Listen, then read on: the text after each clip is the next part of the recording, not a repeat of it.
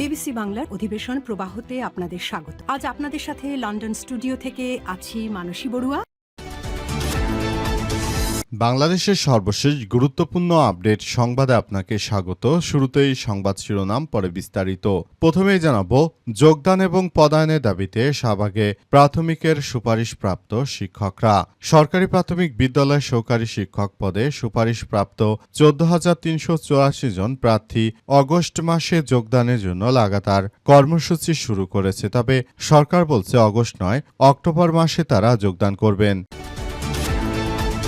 এবারে জানাবো, শীর্ষ সন্ত্রাসী ডেভিড ইমন সহ 5 জন 10 দিনের রিমান্ডে। চট্টগ্রামের ফটিকছড়ি থানায় হত্যা ও অস্ত্র আইনের 2টি মামলায় চট্টগ্রামের শীর্ষ সন্ত্রাসী মোবারক হোসেন ইমন ওরফে ডেভিড ইমন সহ 5 জনকে 10 দিনের রিমান্ড দিয়েছে আদালত। আজ দুপুরে খুন ও অস্ত্র উদ্ধারের পৃথক 2টি মামলায় চট্টগ্রামের জুডিশিয়াল ম্যাজিস্ট্রেট মোতাসিম বিল্লাহ এ আদেশ দিয়েছেন। এরপর জানাবো, প্রাথমিকের 14,000 শিক্ষকের যোগদান নিয়ে জটিলতা। সরকারি প্রাথমিক বিদ্যালয় সহকারী শিক্ষক নিয়োগ 2025-এ চূড়ান্তভাবে নির্বাচিত প্রার্থীদের যোগদানের তারিখ নিয়ে সৃষ্টি হয়েছে নতুন জটিলতা। প্রাথমিক ও গণশিক্ষা মন্ত্রণালয়ের বিদ্যালয় 2 শাখার এক বিজ্ঞপ্তিতে বলা হয়েছে, নির্বাচিত প্রার্থীরা আগামী 1 অক্টোবর সংশ্লিষ্ট জেলা প্রাথমিক শিক্ষা অফিসে যোগদান করবেন।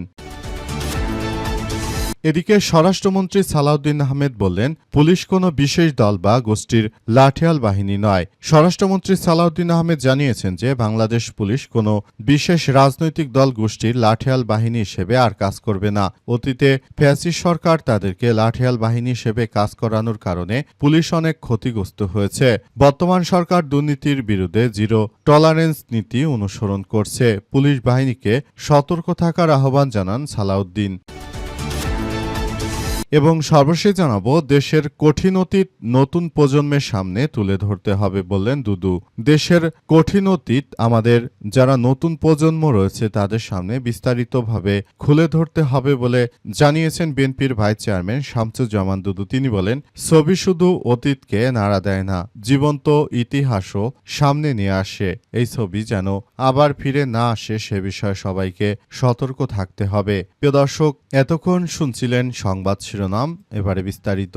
তবে তার আগে বন্ধুরা, অনুরোধ থাকবে এই সংবাদটিতে একটি লাইক দিন। এই চ্যানেলে আপনি নতুন হয়ে থাকলে আমাদের সংবাদটি দেখতে দেখতে চ্যানেলটি সাবস্ক্রাইব করে রাখুন। কমেন্ট করে বন্ধুরা আপনার মূল্যবান মতামত জানিয়ে দিন আপনি বিশ্বের কোন দেশ থেকে বা বাংলাদেশের কোন স্থান থেকে আমাদের সংবাদটি দেখছেন এবং শুনছেন। আর বন্ধুরা, সংবাদটি আপনার সোশ্যাল মিডিয়া ফেসবুকে শেয়ার করে বন্ধুদেরও দেখার সুযোগ করে দিন। গাজা যুদ্ধে আপনি যদি নিরীহ ফিলিস্তিনিদের ভালোবেসে থাকেন বন্ধুরা, কমেন্টে ইয়েস লিখে পুরো বিশ্ববাসীকে আমাদের এই তাজা আপডেটটি দেখার সুযোগ করে দিন। এবারে বিস্তারিত। প্রাথমিকের 14,000 শিক্ষকের যোগদান নিয়ে জটিলতা। সরকারি প্রাথমিক বিদ্যালয় সহকারী শিক্ষক নিয়োগ 2025-এ চূড়ান্তভাবে নির্বাচিত প্রার্থীদের যোগদানের তারিখ নিয়ে সৃষ্টি হয়েছে নতুন জটিলতা। গণশিক্ষা মন্ত্রণালয়ের বিদ্যালয় 2 শাখার এক বিজ্ঞপ্তিতে বলা হয়েছে, নির্বাচিত প্রার্থীরা আগামী 1 অক্টোবর সংশ্লিষ্ট জেলার প্রাথমিক শিক্ষা অফিসে যোগদান করবেন, যাদের যথাসময়ে নিয়োগপত্র পাঠানো হবে এবং যোগাযোগের পর পদায়ন এবং প্রশিক্ষণে পাঠানো হবে। এর ঠিক একদিন আগে শনিবার সন্ধ্যায় মন্ত্রণালয়ে অনুষ্ঠিত শিক্ষক নিয়োগ সংক্রান্ত এক জরুরি ভার্চুয়ালি সভা শেষে প্রাথমিক ও গণশিক্ষা সচিব মোহাম্মদ সাখাওয়াত হোসেন জানিয়েছেন, তদন্ত ও প্রক্রিয়াগত দীর্ঘসূত্রিতায় বিলম্বিত হয় যোগদান প্রক্রিয়া শুরু হবে আগামী 29 অক্টোবর। মন্ত্রণালয়ের তথ্য ও জনসংযোগ কর্মকর্তা মোহাম্মদ আসিফ আহমেদ স্বাক্ষরিত জারি করা এক বিজ্ঞপ্তিতে বলা হয়েছিল, 14,384 জন সহকারী শিক্ষক 29 অক্টোবর যোগদানের পর পদায়ন ও পেশাগত প্রশিক্ষণ নেবেন। ফলে একই বিষয়ে মন্ত্রণালয়ের পরপর 2টি ঘোষণায় তারিখ অসামঞ্জস্য দেখা দিয়েছে, যা নিয়োগ প্রত্যাশীদের মধ্যে বিভ্রান্তি আরও বাড়িয়ে তুলেছে বলে অভিযোগ পাওয়া গেছে। শীর্ষ সন্ত্রাসী ডেভিড ইমন সহ 5 জন 10 দিনের রিমান্ডে। চট্টগ্রামের ফটিকছড়ি থানায় হত্যা ও অস্ত্র আইনে 2টি মামলায় চট্টগ্রামের শীর্ষ সন্ত্রাসী মোবারক হোসেন ইমন ওরফে ডেভিড ইমন সহ 5 জনকে 10 দিনের রিমান্ড দিয়েছে আদালত। আজ দুপুরে খুন ও অস্ত্র উদ্ধারে পৃথক 2টি মামলায় চট্টগ্রামের জুডিশিয়াল ম্যাজিস্ট্রেট মোতাসিম বিল্লাহ এ আদেশ দিয়েছেন।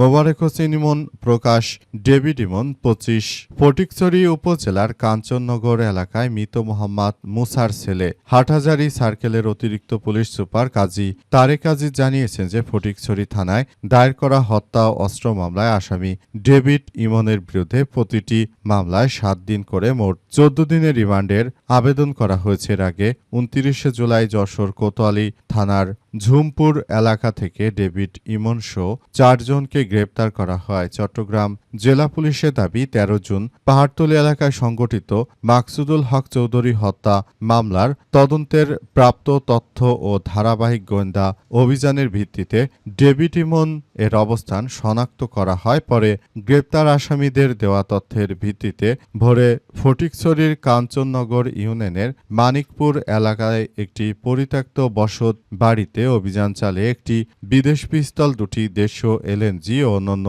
দেশীয় অস্ত্র উদ্ধার করা হয়েছে। পুলিশের ভাষ্য অনুযায়ী ডেভিড ইমনের বিরুদ্ধে চট্টগ্রাম মহানগর ও জেলার বিভিন্ন থানায় হত্যা, অস্ত্র সহ বিভিন্ন সন্ত্রাসী মামলা রয়েছে। এসব মামলায় মূলত তাকে তদন্তের আওতায় আনার জন্য পুলিশের সদস্যরা যথাযথভাবে কার্যক্রম চালিয়ে যাচ্ছে বলে পুলিশের পক্ষ থেকে নিশ্চিত করা হয়েছে।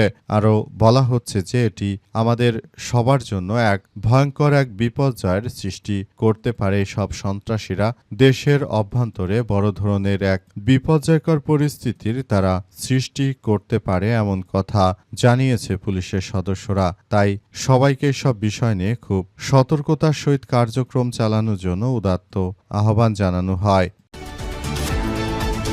পুলিশ কোনো বিশেষ দল বা গোষ্ঠীর লাঠিয়াল বাহিনী নয় বললেন স্বরাষ্ট্রমন্ত্রী সালাউদ্দিন। স্বরাষ্ট্রমন্ত্রী সালাউদ্দিন আহমেদ জানিয়েছেন যে পুলিশ কোনো দল বা বিশেষ কোনো রাজনৈতিক দল বা গোষ্ঠীর কোনো লাঠিয়াল বাহিনী হিসেবে কাজ করবে না। পুলিশ কাজ করবে জনগণের প্রতিনিধি হিসেবে। এছাড়া এর বাইরে পুলিশকে দিয়ে কেউ কোনো ধরনের অবৈধ কোনো কাজ করাতে পারবে না বলে জানিয়েছেন স্বরাষ্ট্রমন্ত্রী সালাউদ্দিন। তিনি বলেন, বিগত পালিয়ে যাওয়া স্বৈরাচার ফ্যাসিস্ট তারা পুলিশ বাহিনীকে একটি লাঠিয়াল বাহিনী হিসেবে ব্যবহার করেছিল এবং তারা পুলিশ সদস্যদেরকে লাঠিয়াল বাহিনী হিসেবে ব্যবহার করে তারা মূলত একটি ত্রাসের রাজত্ব কায়েম করতে চেয়েছিল।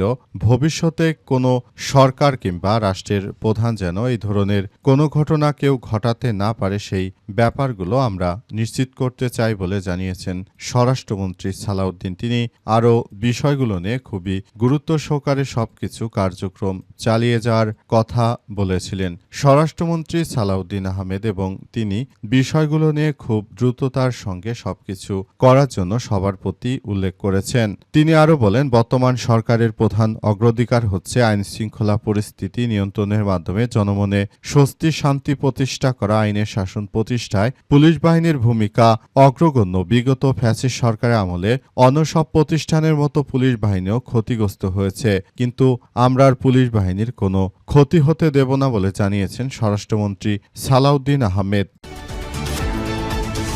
যোগদান এবং পদায়নের দাবিতে শাহবাগে প্রাথমিকের সুপারিশপ্রাপ্ত শিক্ষকরা। সরকারি প্রাথমিক বিদ্যালয় সহকারী শিক্ষক পদে সুপারিশপ্রাপ্ত 14,384 জন প্রার্থী আগস্ট মাসে যোগদানের জন্য লাগাতার কর্মসূচির ঘোষণা করেছে। তবে সরকার বলছে আগস্টে নয়, অক্টোবর মাসে তারা যোগদান করবেন। আজ 2 আগস্ট সকাল থেকে ঢাকা বিশ্ববিদ্যালয় সেন্ট্রাল লাইব্রেরির সামনে জমায়েত হতে শুরু করে এবং কর্মসূচি শুরু করেছেন তারা। এরপর তারা বেলা 11টায় রাজধানীর শাহবাগ জাতীয় জাদুঘরের সামনে বৃষ্টি উপেক্ষা করে এই কর্মসূচি চালিয়ে যাচ্ছে। এ সময় তাদের হাতে শ্রেণীকক্ষে যেতে চাই ছাত্রছাত্রীরা অপেক্ষায়। আশ্বাস নয়, প্রমাণ চাই, নিয়োগপত্র হাতে চাই, স্বপ্ন এখন হাতের কাছে। যোগদান কেন থেমে আছে? আমাদের দাবি মেনে নিতে দ্রুত নিয়োগপত্র দিন ইত্যাদি লেখা প্ল্যাকার্ড হাতে তাদের দেখা গেছে। এক বিজ্ঞপ্তিতে শিক্ষকরা জানান যে নিয়োগ বিধিমালা মেনে চলতি আগস্ট মাসের মধ্যেই তাদের যোগদান ও পদায়ন নিশ্চিত করতে হবে এবং সুনির্দিষ্ট তারিখ সহ লিখিত প্রজ্ঞাপন সরকারি ওয়েবসাইটে জারি করা হবে। তাদের ভাষ্য, কোনো মৌখিক আশ্বাস বা সংবাদ মাধ্যমের বিবৃতি তারা বিশ্বাস করছে না, তাই দাবি আদায় না হওয়া পর্যন্ত তারা রাজপথ ছাড়বে না বলে এমন কথাই জানিয়েছে তারা। ওই শিক্ষকরা আরও জানিয়েছে যে সবাইকে আরও বেশি সতর্ক থাকতে হবে এবং আমাদের এই দাবি দেওয়া যতক্ষণ পর্যন্ত মেনে নেওয়া না হবে ততক্ষণ পর্যন্ত আমরা রাজপথ ছাড়ব না বলে তারা উল্লেখ করেছে এবং তারা এও জানিয়েছে যে যতক্ষণ পর্যন্ত আমাদের দেহে প্রাণ আছে আমরা ততক্ষণ পর্যন্ত আমাদের এই কর্মকাণ্ড চালিয়ে যেতে চাই বলে উল্লেখ করা হয়েছে। এ অবস্থায় শাহবাগে বর্তমান পুলিশ সদস্যরা সর্বোচ্চ সতর্ক অবস্থায় রয়েছে। এই আন্দোলনকে কেন্দ্র করে আবার বড় ধরনের কোনো বিশৃঙ্খল পরিস্থিতি যাতে করে সৃষ্টি করতে না পারে সেজন্য আগে থাকতেই সবাই আরও বেশি সতর্ক অবস্থানে রয়েছে এবং এখান থেকে সবাই আসলে বাঁচার জন্য কার্যক্রম চালিয়ে যাচ্ছে।